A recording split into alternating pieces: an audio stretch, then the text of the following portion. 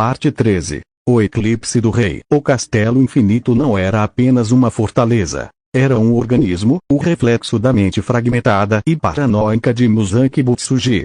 Após a falha na arena, as paredes começaram a se mover contra Tanjiro e Nezuko. Corredores se fechavam, portas levavam a becos sem saída de sombras pulsantes, e o próprio ar ficava pesado com a hostilidade do domínio. Nezuko, ainda se recuperando do ferimento causado pela lâmina de Gio, cambaleava ao seu lado. A chama dela estava fraca, seu vínculo, abalado não por sua lealdade, mas pelo impacto físico do Nichirin. Ela confiava nele cegamente, mas Tanjiro podia ver a confusão em seus olhos. Ela lutara, quase morrera, por sua hesitação. O custo de sua fraqueza humana estava escrito no ombro dela. Ele vai nos separar, Tanjiro sussurrou, enquanto uma parede de papel se fechava atrás deles, selando-os em uma sala octogonal sem portas. É o que ele faz. Cria falhas, depois explora até quebrar. Nezuko assentiu, apertando sua mão. Sua mão estava fria. O corte do Nichirin estava afetando sua energia demoníaca vital. E então, o teto desapareceu. Eles não estavam mais em uma sala, mas em uma vasta câmara semelhante a um ventrículo cardíaco, com paredes de carne pulsante e tendões que se contraíam. No centro, sob uma luz fantasmagórica, estava Muzan Kibutsuji, sua forma humana descartada. Ele agora era um ser de pura monstruosidade, corpo alongado, múltiplas bocas cheias de dentes afiados rindo silenciosamente, braços terminando em lâminas de osso, e seus olhos lilazes brilhando com um desdém infinito. A fonte do poder demoníaco, o primeiro e mais antigo.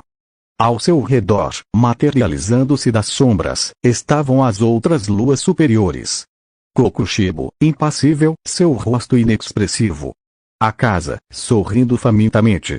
Nakimi, dedilhando seu biva, seu olho único fixo neles. Doma, o Lua Superior 2, com seu sorriso vazio de loucura. Antengu, o Lua Superior 4, choramingando de medo enquanto suas emoções se separavam ao seu redor. E Gyoko, o Lua Superior 5, dentro de sua jarra, tagarelando sobre arte. Foi um tribunal. E o veredicto parecia pré-escrito. Vocês foram uma experiência interessante, a voz de Muzan ecoou, vindo de todas as direções ao mesmo tempo. Um demônio que carrega o sol em sua técnica. Outra que acende chamas purificadoras. Uma contradição que eu pensei que poderia ser útil. Mas contradições são, por natureza, instáveis. E você, Kamado Tanjiro, é a instabilidade definitiva. A casa deu um passo à frente. Deixe-me tratá-los, Muzan-sama. Eu vou purgar essa fraqueza deles. Ou devorar o poder deles para você.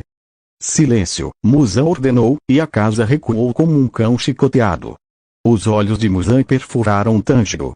Sua hesitação é um câncer. E cânceres devem ser cortados. Mas seu poder, seu sangue Kamado mesclado com o meu é muito valioso para desperdiçar. Portanto, ofereço uma última escolha. Mate a garota. Rompa esse vínculo sentimental.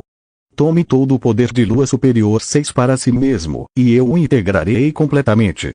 Torne-se uma verdadeira extensão de minha vontade. Ele não precisou terminar. A intenção de aniquilação total preenchia a câmara. Tanjiro olhou para Nezuko. Ela o encarou, seus olhos de crisântemo ainda brilhando com confiança inabalável. Ela não temia por si mesma. Ela temia por ele. Ela inclinou a cabeça, como se dissesse, faça o que for necessário para sobreviver. E foi aí que Tanjiro entendeu. O amor que Muzan via como fraqueza era, na verdade, a semente da sua ruína. Muzan não conseguia compreender um vínculo que não fosse baseado em medo, posse ou canibalismo. E porque não conseguia compreender, não conseguia prever. Ele havia passado meses sendo esculpido por Kokushibo, sua arte demoníaca refinada até o osso. Ele havia devorado dezenas de demônios, absorvendo seus poderes. Ele havia recebido o sangue de Muzan e o título de superior. Mas havia uma coisa que ele nunca tentara, uma fronteira que nenhum demônio ousaria cruzar: devolver. Ele se lembrou do ferimento de Nezuko, da lâmina de Nichirin que a enfraquecia. O Nichiren era fatal para demônios porque absorvia a luz do sol. A chama de Nezuko era uma luz solar filtrada pela lua. E seu próprio poder carmesim era o sangue do sol nascendo através da escuridão mais profunda. Seu vínculo é sua força e sua maior vulnerabilidade. As palavras de Kokushibo ecoaram. Mas e se a vulnerabilidade pudesse ser transformada em uma arma que nem mesmo Muzan pudesse prever? Bem. Muzan pressionou, sua paciência se esgotando. Os outros superiores se aproximaram, formando um círculo mortal. Tanjiro sorriu. Era um sorriso sombrio, triste e terrivelmente humano. Você está certo, Muzan. Ela é minha âncora. Ele se virou para Nezuko. Em vez de atacar, ele estendeu a mão e tocou o ferimento no ombro dela. Em vez de drenar seu poder, ele fez o impensável. Respiração do sangue carmesim, técnica inversa, transfusão da aurora. Ele canalizou sua própria essência demoníaca, o poder carmesim que era uma paródia do sol, de volta para Nezuko. Não como um ataque, mas como um presente. Como uma cura. Seu poder, que sempre fora destrutivo, foi filtrado através de sua intenção, a intenção de proteger, de salvar. Era o oposto absoluto de tudo que um demônio era. O ferimento de Nezuko brilhou. A marca negra do Nichiren retrocedeu, consumida pela luz carmesim. Seus olhos se arregalaram. Ela não estava apenas se curando, estava evoluindo. As chamas ao seu redor explodiram em uma coroa de fogo branco e roxo, tão brilhante que os demônios inferiores nas sombras gritaram e recuaram. Muzan ficou paralisado por um segundo de pura, incrédula confusão. O que? Você quer meu poder, Muzan? Tanjiro gritou, sua voz agora carregada com uma ressonância que não era apenas dele, mas deles dois. Tome. Mas não foi um ataque direto.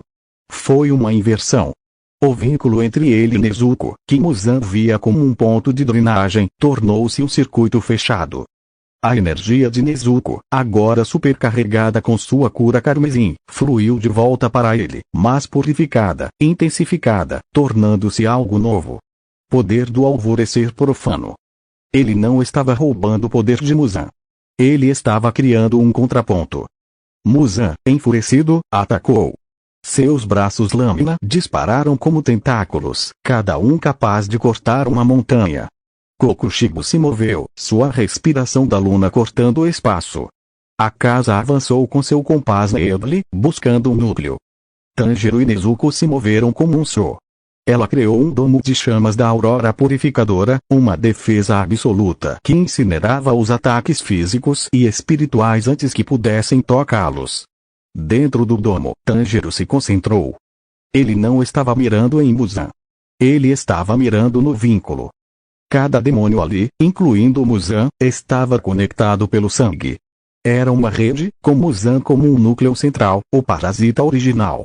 A técnica final de Tanjiro, nascida de sua humanidade pervertida e de seu amor distorcido, não era para cortar. Era para infectar. Respiração do sangue carmesim, técnica final proibida. Dança Kabura da alvorada sangrenta, corte do laço primordial. Ele dançou. Não a dança de seu pai para os deuses, nem a dança demoníaca de Kokushibo. Foi a dança de um irmão pela irmã, de um protetor pelo protegido, de uma vítima pelo carrasco.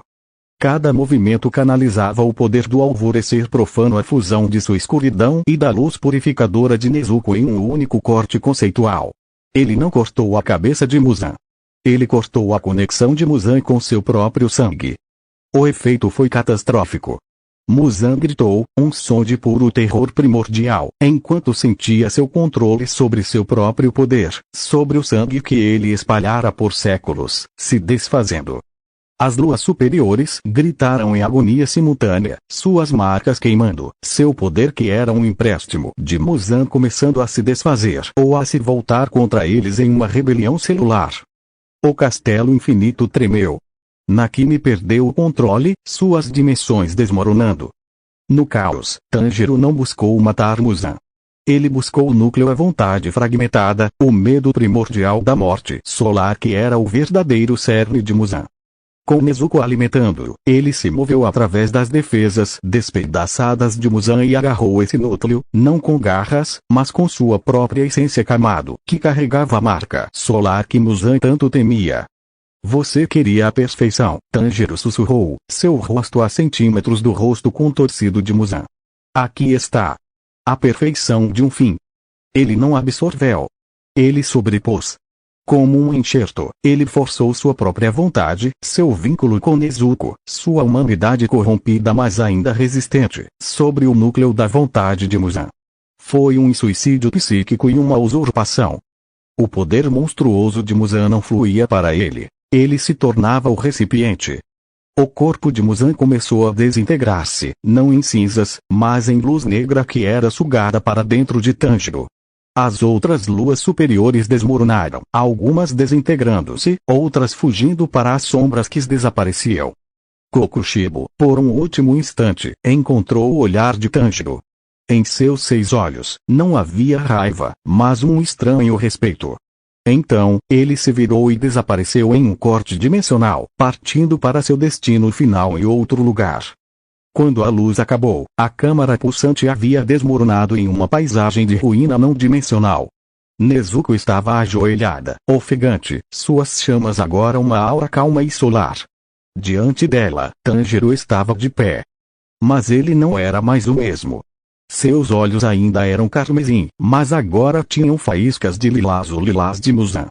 Suas marcas demoníacas haviam se tornado mais complexas, quase como um kanji para rei. Ele irradiava um poder que fazia o próprio ar gemer. Ele era um amálgama, o sangue de Muzan, o corpo de Tanjiro, a alma Kamado e o vínculo com Nezuko, tudo fundido em uma única entidade monstruosa. Ele olhou para suas mãos, sentindo o poder infinito, o medo infinito e a solidão infinita do trono que ele usurpara. Ele não havia se tornado rei dos demônios. Ele havia se tornado o rei demônio em si, um novo paradoxo. Um deus das trevas, nascido de um ato de sacrifício fraternal. Nezuko se levantou e se aproximou, sem medo. Ela colocou a mão no rosto dele. O toque dela não queimava. Era a única coisa que ainda o ancorava a qualquer coisa parecida com ele mesmo. Ele olhou para as ruínas do reino que conquistara. O castelo infinito estava desmoronando ao seu redor, o império de Muzan em colapso. E agora?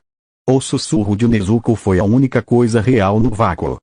Tanjiro, o novo e último Oni-rei, fechou os olhos, sentindo o caos do mundo demoníaco, a fome dos remanescentes, a aproximação dos pilares furiosos e da luz do sol que ele ainda não podia enfrentar. Agora, ele disse, sua voz uma tempestade contida, nós reinamos. E o mundo aprenderá a temer um novo tipo de escuridão. Ele havia traído Muzan, roubado seu trono e seu poder. Mas o preço foi sua humanidade final, transformada agora no próprio cerne de um novo e mais perigoso pesadelo. A batalha terminara. A era de Muzan acabara. Agora começava a era do Rei Carmesim e sua irmã solar, uma era cujo fim ninguém podia prever.